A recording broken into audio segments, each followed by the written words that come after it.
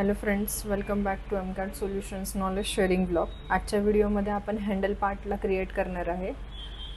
Handle part आणि handle screw पार्टला क्रिएट करणार आहे. नेक्स्ट व्हिडिओमध्ये आपण मूवेबल जॉला क्रिएट करूया. Okay, so let start. Part design.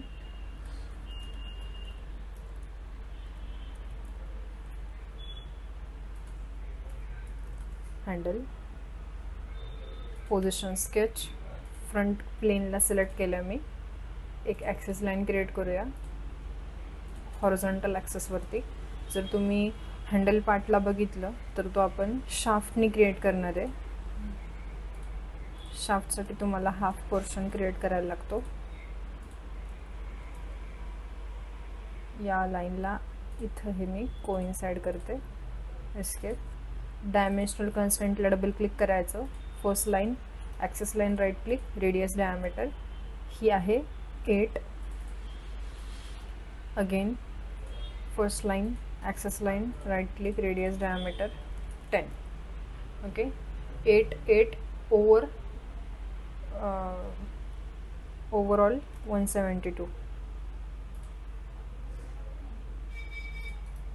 allow symmetry line, symmetry 8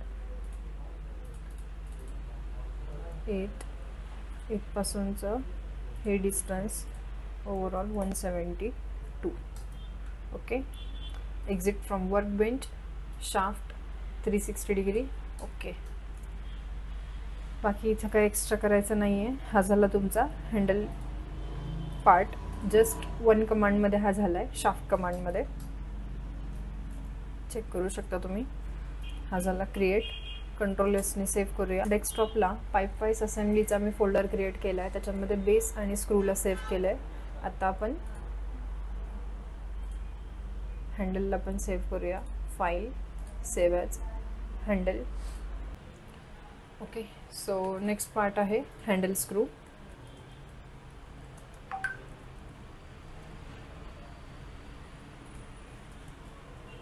handle screw front प्लेनला सिलेक्ट केलं आहे. एक सर्कल क्रिएट करूया. डायमीटर किती दिलं आहे? 15 diameter. Exit from work bench. Pad 14नी करायचं आहे. पॅड 14. इथे एक होल क्रिएट करायचं आहे. 8 डायमीटर आहे. डेप्थ आहे 10 आणि बॉटम आहे व्ही शेप बॉटम.